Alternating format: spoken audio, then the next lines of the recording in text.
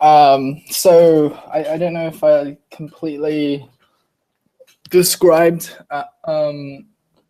the flow that I want to achieve, but is it worth me going over it again, or do you think you have a pretty good idea? I do have an idea, but just to confirm, I'd like to hear the problem that's happening with the scope. Cool. So we want new users to sign in with GitHub moving forward, and we want the user profile permission scope.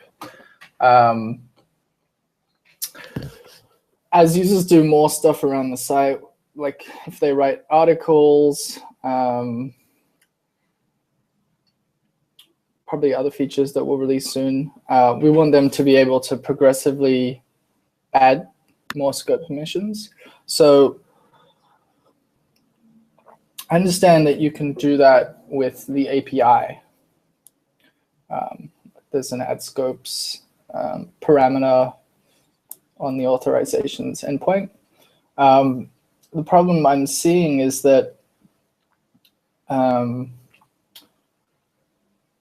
when the user first signs up, we'd prefer them not to have to do 2 initial steps, at least like UI-wise. So if we force them to give us the user permission, when they authenticate again, if they're coming from a source that we don't already know who they are, so we can't tell if they have what scopes they have already, then they are forced to downgrade their scopes. Does that make sense? Should I try let's say you have a user, like what else downgrading, like you mean like read and write permissions? Yeah, so say you're an author. You originally signed up with your GitHub, you added the user scope, you wanted to write a post, you drafted it, then it came time to publishing it, you enter our Git publishing flow. At that point, you grant us the repo scope, or the public repo scope specifically. And then a couple months later, you come back to the website, you want to log in, you click login with GitHub. And at that point, before you've just logged in, we don't know if you're a user of ours or not, right? Or user on our site, right? So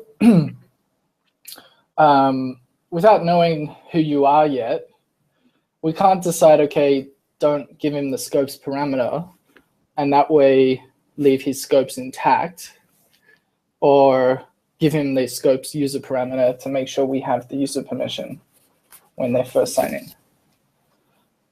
So if it's a person that's already granted us the public repo scope, if we ask for the user permission as they OAuth, then GitHub downgrades them. It gives them I mean, maybe I should find a screenshot. And why would GitHub downgrade it?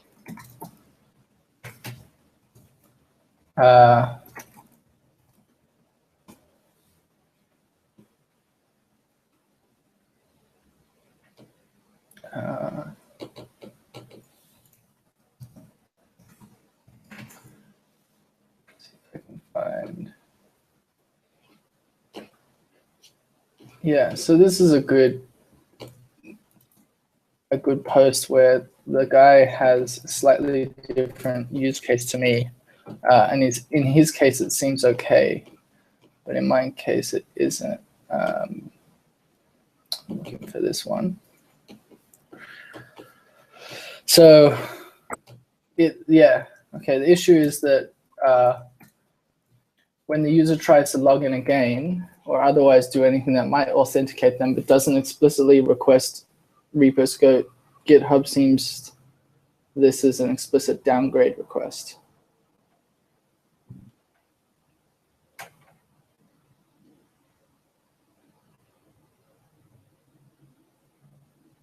I see. So the issue is whenever they're authenticating, again, the scopes are not being passed in, and because of that, it removes one of the existing scopes that they already had. Right. How are you by any chance overriding the scope? Well, I mean, or is it just you don't know in advance? You don't know in advance. So if you don't pass any scopes parameter, then you're all good. It leaves whatever scopes they had. So one like suboptimal flow for us would be we don't ask for any scopes as users log in. And then we progressively just ask them for more scopes. But it's kind of important for us that we get the email permission.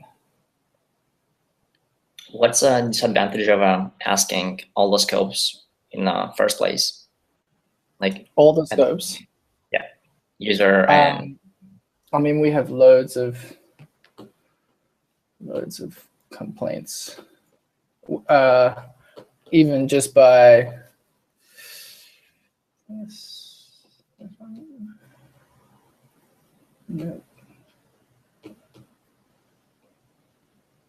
I mean, there's one on, yeah. We definitely lose lots of developers because they're like, what do you need our scopes for? So we have, I don't know, lots of people complain all the time on Twitter, and it's basically the approach we took so far. And even with just the public repo permission, which is like, to me, not that crazy, people like go crazy over it. So it's definitely not an approach that we can continue. And the site you just showed me as a solution, what's the issue there? The Stack Overflow one? I think it was how to modify authorization. Yeah. Yep. So I think he's just decided not to pass the scope param. Okay. Meaning that he doesn't get any scopes when they first authenticate. Okay. Let's see. Are you doing authentication on passport side or like client side? Like, is it implicit or explicit? Are you doing it through? I mean, I don't care. Like, we'll switch to like whatever works. We've always used passport, but if there's a way to do it client side that solves it, which it's actually better server side. That's what I was thinking. So.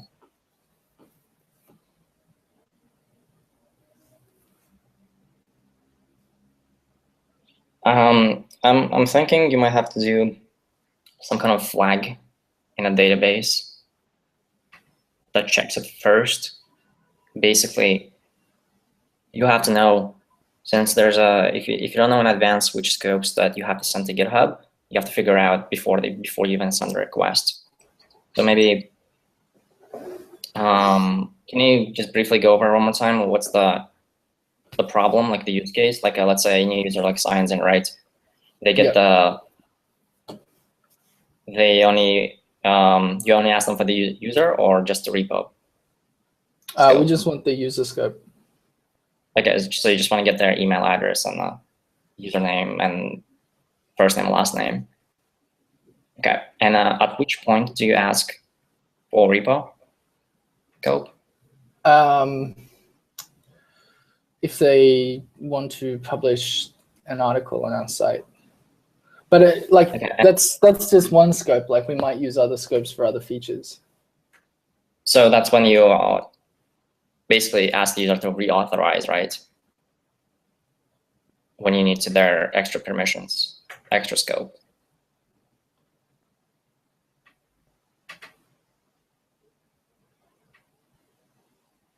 Say again.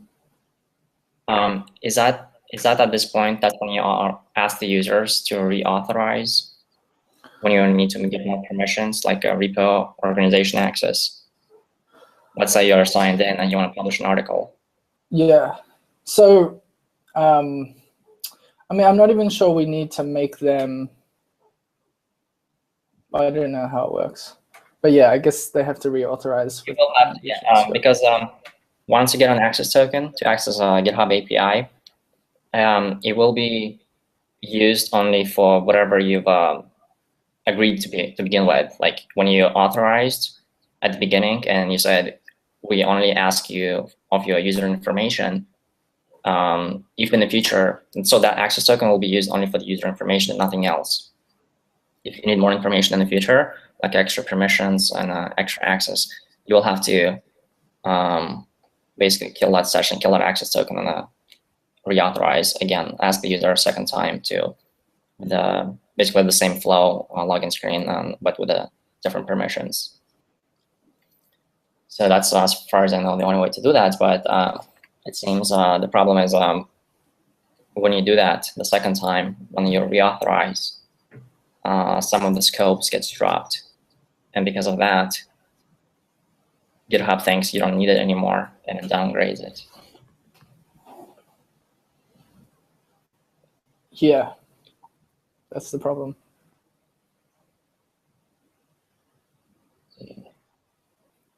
So I don't think it makes any difference whether you do the OAuth server side or client side, from what I get. In your case, it doesn't really matter. It's more of a, like just user experience. Like I built a serialized library, which is kind of client side, but it's not really client side. It's still explicit.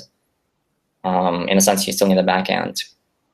All it is just it just gives this pop-up flow, but the authentication, the all authorization, and grabbing an access token still happens on the server side. Right. So the only difference you would gain is basically like between having a server side versus client side is in your case would be whether you want your users to redirect to like separate page on GitHub or on Facebook, and then come back to your original website. But they would still, yeah, sorry. From what I understand, even with the front end, right? They would still. So let's say they authenticate with no scope, and we want their email scope. There would still be like a double pop-up experience in that first login. It'd be cool to get around that. Yeah, but unfortunately, yeah, with OAuth, you can't. You have to reauthorize because that original access token is not valid for anything else other than what you've asked your users in the first place. So it would be just like a pop-up versus a separate redirect.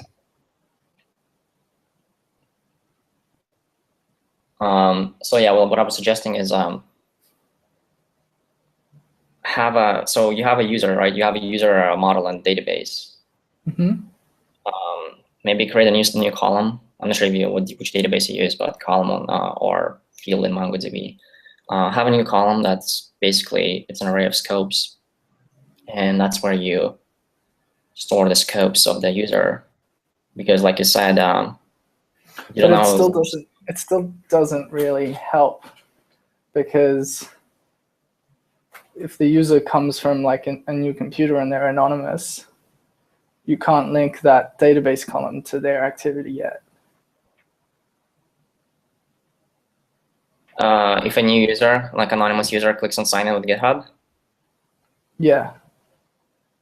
Well, they don't have to be a new user. They can just be like logging in. Existing user on the new computer, right? Yeah. In that case, it's so what would happen is when that happens, and I don't think having your own like representation of scopes is very safe either, because they may have edited their scopes like directly on GitHub, and there's a difference between like requested scope permission and actual granted scope permission. So it'd be like better just to like somehow check the header response to know what scopes you've got. But again, still, Yeah, I don't. Maybe we have to design our flow in such a way that the email address just comes later in the flow, but we're sort of missing a lot by not being able to get that. If going with my original flow train of thoughts, let's say in your route, I'm sure you have like some kind of route for authentication on the server side using with Passport, like one of your Passport strategies. Mm-hmm. And that's where you would handle a case of GitHub sign-in. Like let's say somebody signs in, they have a unique GitHub ID. So that's where you can, just 1 moment.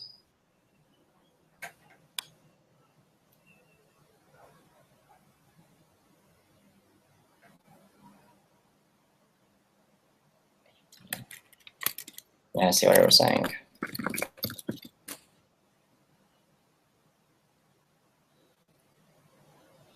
I've literally attacked this like probably 3 times over the last 18 months because I know we've had a lot of users complain, and it's always perceived like it's our fault, but it's like it's not. It doesn't seem straightforward. Let me check my GitHub. Yeah, if GitHub just had like an update sort of semantic instead of a replace, then it would be straightforward. And I don't know if it's like a problem with any other platform. It's just GitHub maybe. But listen, if you don't have any like kind of ideas off the top of your head, I'm happy to like sort of like check back in like a few days if something springs up in your mind. But I'll do that, but like... Okay, that's fine. Just double check. Try that approach that I mentioned. If you keep the scopes as a separate column, let's say you have user and repo. Mm-hmm. You can use that scope at all times, like whenever user is trying to. So in a sense, like let's say they revoked on the GitHub, you will still be requesting a new authorization flow using those scopes that are on that user model in the database. So that could be one approach that I'm thinking. Let me try and say your approach back to you and why it's not making sense in my head.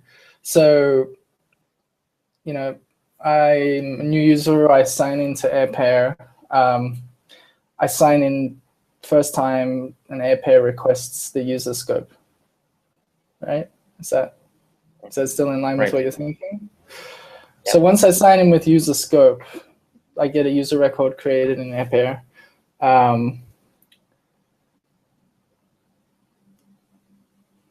While you're creating this user, you would have you also save the scope called user. Right. I have a column, and the column says that I have user scope. And then later, I'm still logged in. I go to publish an article, and I need a new permission. I need the public repo permission. So I go through the authorized flow again, and I grant AirPair the public repo permission. So now the user table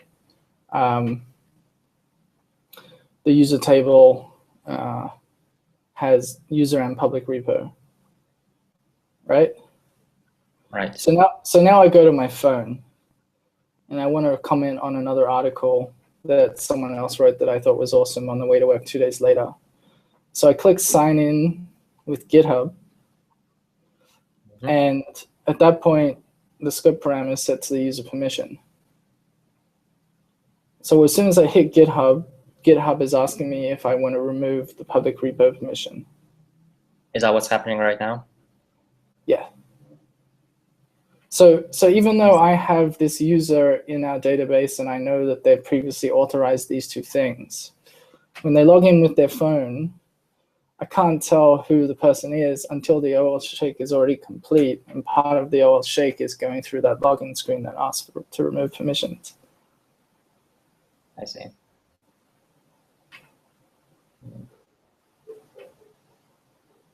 Yeah, that would be pretty difficult unless you are doing a database check before you even do the auth, which is an extra step. Well, it's not just an extra But step. It's like, how do you do it? Like, how do you know who that person is? In a sense, you don't even know who the user is right at that point. Right. If you did, you could do it, as you asked, as you say. Right. Let me think about this, and I'll email you or reply to you on the AirPair. Yeah, awesome. On the Slack channel. Thanks for your time, man. Sure. Ciao.